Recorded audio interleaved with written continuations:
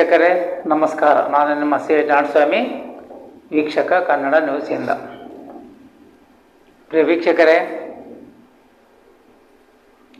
ಸರ್ಕಾರ ಹೇಳ್ತಾನೇ ಇದೆ ನಾವು ಅಭಿವೃದ್ಧಿ ಮಾಡ್ತೀವಿ ಅನ್ನೋದಕ್ಕೆ ನಿಮಗೆ ಒಂದು ಒಳ್ಳೆ ಉದಾಹರಣೆಯನ್ನು ಇವತ್ತು ನಿಮ್ಮ ಮುಂದೆ ಇಡ್ತಾ ಇದ್ದೀನಿ.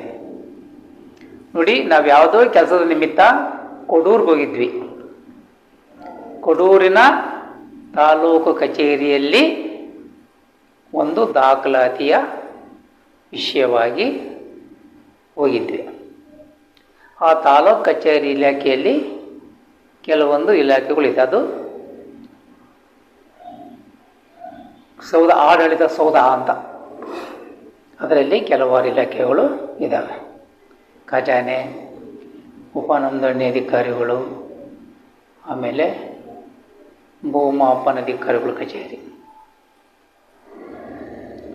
ನೋಡಿ, ನಾವು ದಾಖಲಾತಿಗೋಸ್ಕರ ಭೂಮಾಪನ ಇಲಾಖೆಗೆ ಹೋದಾಗ ಅಲ್ಲಿ ಕಂಡಂಥ ನರಕಾದೃಶ್ಯನ ನಿಮಗೆ ತೋರ ಬಯಸ್ತೀವಿ. ಸರ್ಕಾರಿ ಕಚೇರಿಗಳು ಎಷ್ಟರ ಮಟ್ಟಿಗೆ ಇದ್ದಾವೆ, ಎಷ್ಟು ಸ್ವಚ್ಛವಾಗಿದ್ದಾವೆ, ಎಷ್ಟು ಸುರಕ್ಷಿತವಾಗಿದ್ದಾವೆ ಅಂತೇಳಿ. ಹಿಂದೆ ಆಲೆ ಒಂದು ಸರ್ಕಾರಿ ಶಾಲೆಯ ಸ್ಥಿತಿಗತಿ ಹೇಗಿದು ಅಂತೇಳಿ ನಿಮಗೆ ತೋರಿಸಿದ್ದೇವೆ. ಇನ್ನೂ ಹುಡುಕ್ತಾ ಹೋದರೆ ಇಂಥವು ಲೆಕ್ಕ ಇಲ್ಲದಷ್ಟು ಸಿಗ್ತವೆ. ಸರ್ಕಾರಿ ಕಚೇರಿಗಳು ಮತ್ತು ಸರ್ಕಾರಿ ವಿದ್ಯಾರ್ಥಿ ನಿಲಯಗಳು ಹಾಗೂ ಸರ್ಕಾರಿ ಶಾಲೆಗಳು ಬೇಕಾದಷ್ಟು ಕಂಡು ಬರ್ತವೆ. ಈಗ ನೋಡಿ, ಈ ಕಡೂರಿನಲ್ಲಿ ಈ ಭೂಮಾಪನ ಇಲಾಖೆ ಅಂದರೆ ಸರ್ವೆ ಆಫೀಸು ಎಷ್ಟು ಮಟ್ಟಿಗಿದೆ ಅಂತ ನೀವೇ ನೋಡಿ. ಮೇಲ್ಚಾವಣಿ ಫಸ್ಟ್ ನೋಡಿ, ಮೇಲ್ಚಾವಣಿ ಸ್ಥಿತಿ ಹೇಗಿದೆ ಅಂತ ಹೇಳಿ. ಅಲ್ಲಿ ನೌಕರರು ಮಳೆ ಬಂದರೆ ಸೋರುತ್ತೆ ಅಂತ ಹೇಳ್ತಾರೆ.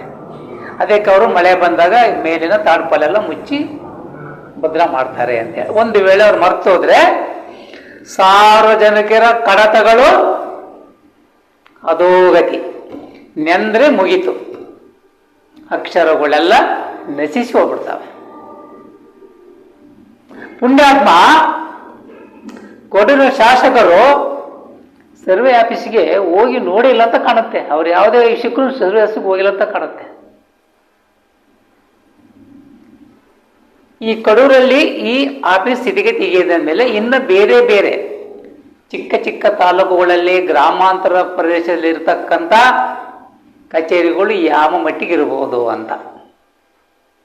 ಈಗ ಇಂದಿನ ಸರ್ಕಾರ ಆ ಅವ್ಯವಸ್ಥೆ ಬಗ್ಗೆ ಕ್ರಮ ತಗೊಂಡಿಲ್ಲ ಅಂದರೆ ಈ ಸರ್ಕಾರ ಆದ್ರೂ ತಗೋಬೇಕಲ್ಲ. ಅದು ಸಾರ್ವಜನಿಕರ ಆಸ್ತಿಗಳಲ್ಲಿದ್ದಾವೆ, ಗಂಟುಗಳಲ್ಲಿ ಕಟ್ಟಿಟ್ಟಿದ್ದಾರೆ. ಮಳೆ ಬಂದು ಗಂಟು ನೆಂದೋತಂದ್ರೆ ಅವರ ದಾಖಲಾತಿಗಳನ್ನು ಹುಡುಗಿ ಕೊಡೋದಾದ್ರೂ ಹೇಗೆ?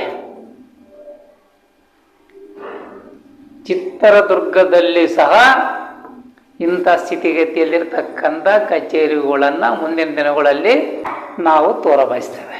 ಈಗ ಕಡೂರಿನ ಭೂಮಾಪನ ಇಲಾಖೆಯ ಅವ್ಯವಸ್ಥೆ ಆಗಿದೆ ನೋಡಿ. ಮತ್ತೆ ಇವರೇನು ಅಭಿವೃದ್ಧಿ ಮಾಡ್ತಾ ಇದ್ದಾರೆ? ದಿನ ಬೆಳಗ್ಗೆ ಆದರೆ ಅವರಿಗೆ ಈ ಥರ ಅಂದ, ಇವ್ರಿಗೆ ಈ ಥರ ಅಂದ ಕ್ಷಮೆ ಕೇಳಬೇಕು, ಪಕ್ಷದಿಂದ ವಜಾ ಮಾಡಬೇಕು. ಆ ಹಗರಣದಲ್ಲಿ ಇಂಥವ್ರು ಭಾಗಿಯಾಗಿದ್ದಾರೆ, ಈ ಹಗರಣದಲ್ಲಿ ಇಂಥವ್ರು ಭಾಗಿಯಾಗಿದ್ದಾರೆ.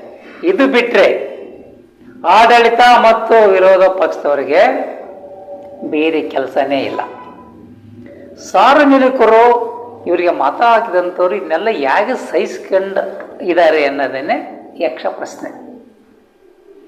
ಇವರು ಸಹ ಇವರಿಗೆ ಪ್ರಶ್ನೆ ಮಾಡಬೇಕು, ನೀವು ಏನು ಜನಪರ ಕೆಲಸ ಮಾಡ್ತಾ ಇದ್ದೀರಾ ಅಂತೇಳಿ. ನೀವು ಕೇಳದೆ ಹೋದರೆ ಇವತ್ತು ಏನು ಆ ಕಟ್ಟಡದ ಸ್ಥಿತಿಯಾಗಿದೆ, ಜನಗಳ ಸ್ಥಿತಿಯನ್ನು ಅದೇ ತರಗತಿ ಮುಂದಿನ ದಿನಗಳಲ್ಲಿ. ಈಗ ಗ್ಯಾರಂಟಿ ಬೇಡ ಅಂತ ಅನೇಕರು ಅದರ ಬಗ್ಗೆ ವಿರೋಧ ಮಾಡ್ತಾ ಇದ್ದಾರೆ. ಗ್ಯಾರಂಟಿಗೆ ಖರ್ಚು ಮಾಡತಕ್ಕಂಥ ಹಣವನ್ನು ಇಲಾಖೆಗಳ ಅಭಿವೃದ್ಧಿ, ಶಾಲೆಗಳ ಅಭಿವೃದ್ಧಿಯನ್ನು ಯಾಕೆ ಮಾಡಬಾರ್ದು? ಮಕ್ಕಳಿಗೆ ಬೇಕಾಗಿರೋದು ಮುಖ್ಯವಾಗಿ ಒಂದು ಒಳ್ಳೆಯ ವಿದ್ಯೆ, ಇನ್ನ ಇಲಾಖೆಗಳ ಸುರಕ್ಷತೆ. ಇಲಾಖೆಗಳಲ್ಲಿ ಏನಾದರೂ ನೀರು ಬಿದ್ದು ಕಡತಗಳು ಹಾಳಾದರೆ ಮತ್ತೆ ಅದನ್ನು ರೆಡಿ ಮಾಡಲಿಕ್ಕಾಗುತ್ತಾ? ಇದ್ರ ಬಗ್ಗೆ ಯೋಚನೆ ಮಾಡಬೇಕು. ಮಾನ್ಯ ಮುಖ್ಯಮಂತ್ರಿಗಳು ಒಮ್ಮೆ ಇಡೀ ಕರ್ನಾಟಕದಲ್ಲಿರತಕ್ಕಂಥ ಸರ್ಕಾರಿ ಕಚೇರಿಗಳು, ಸರ್ಕಾರಿ ಶಾಲೆಗಳನ್ನು ವೀಕ್ಷಣೆ ಮಾಡಿದರೆ ಗೊತ್ತಾಗುತ್ತೆ ಕರ್ನಾಟಕದಲ್ಲಿ ಎಷ್ಟು ಮಟ್ಟಿಗೆ ಅಭಿವೃದ್ಧಿ ಕಾಣ್ತಾ ಇದೆ, ಕಂಡು ಬರ್ತಾ ಇದೆ ಅಂತೇಳಿ. ಅದರಿಂದ ಮೊದಲು ಕೊಡೂರಲ್ಲಿರ್ತಕ್ಕಂಥ ಆಡಳಿತ ಸೌಧನ ಒಮ್ಮೆ ವೀಕ್ಷಣೆ ಮಾಡಬೇಕಾಗಿದೆ. ಅಲ್ಲಿ ಸುತ್ತಮುತ್ತ ಯಾವ ವಾತಾವರಣ ಇದೆ, ಕೊಡೂರಿನ ಶಾಸಕರು ಯಾವ ಮಟ್ಟಿಗೆ ಅವರು ತಮ್ಮ ಕರ್ತವ್ಯದಲ್ಲಿ ತೊಡಗಿಕೊಂಡಿದ್ದಾರೆ, ಎಷ್ಟು ಮಟ್ಟಿಗೆ ಜನಪರ ಕೆಲಸ ಮಾಡ್ತಿದ್ದಾರೆ ಅಂತೇಳಿ. ಸುಮ್ಮನೆ ಶಾಸಕರಾಗ್ಬಿಟ್ರೆ ಅಲ್ಲ, ಶಾಸಕರು ಗುರುತಿಸಲ್ಪಡ್ತಕ್ಕಂಥ ಕೆಲಸಗಳನ್ನು ಮಾಡಬೇಕು. ಆಗ ಜನರ ಮನದಲ್ಲಿ ಉಳಿತಾರೆ. ಚಿತ್ರದುರ್ಗದಲ್ಲಿ ಒಂದು ಉದಾಹರಣೆ ಇದೆ. ಈ ಹಿಂದೆ ಪುರಸಭೆ ಅಧ್ಯಕ್ಷರಾಗಿರತಕ್ಕಂಥ ಭೀಮಪ್ಪ ನಾಯಕರ ಹೆಸರು ಇವತ್ತು ಹೇಳ್ತಾರೆ. ಅವ್ರ ಕಾಲದಲ್ಲಿ ಆದಂಥ ಕಟ್ಟಡಗಳು, ಅವ್ರ ಕಾಲದಾದಂಥ ಚರಂಡಿಗಳು, ಆ ರೀತಿ ಹೆಸರು ಮಾಡಬೇಕು. ಅಧಿಕಾರ ಸಿಕ್ಕಾಗ ಅದನ್ನು ದುರುಪಯೋಗ ಮಾಡ್ಕೋಬಾರ್ದು, ಉಪಯೋಗ ಮಾಡ್ಕೋಬೇಕು. ಅದರಿಂದ ಕಡೂರಿನ ಸರ್ವೆ ಆಫೀಸಿನ ಬಗ್ಗೆ ಗಮನ ಹರಿಸಬೇಕಾಗಿದೆ. ನೋಡಿಬೇಕಾದ್ರೆ ನೀವು ಯಾವ ರೀತಿಯಲ್ಲಿ ಮೇಲ್ಛಾವಣಿಯ ಸ್ಥಿತಿ ಇದೆ, ಹಾಗೂ ಕಡತಗಳು ಎಷ್ಟರ ಮಟ್ಟಿಗಲ್ಲಿ ಮೂಟೆ ಮೂಟೆ ಮೂಟೆ ಇದ್ದಾವೆ ಅಂತೇಳಿ. ಅದರಿಂದ ಮಾನ್ಯ ಮುಖ್ಯಮಂತ್ರಿಗಳು ಕಡೂರಿನ ಸರ್ವೆ ಆಫೀಸಿನ ಬಗ್ಗೆ ಕ್ರಮ ತಗೊಳ್ತಾರನ್ನೋದನ್ನು ಕಾದು ನೋಡಬೇಕಾಗಿದೆ. ಜೈ ಹಿಂದ್, ಜೈ ಕರ್ನಾಟಕ. ವೀಕ್ಷಕರೇ, ನಮ್ಮ ಚಾನಲ್ ನಿಮ್ಗೆ ಇಷ್ಟವಾದಲ್ಲಿ ಲೈಕ್ ಮಾಡಿ, ಸಬ್ಸ್ಕ್ರೈಬ್ ಮಾಡಿ, ಇತರರಿಗೂ ಕಳಿಸಿಕೊಡಿ. ನಮಸ್ಕಾರ.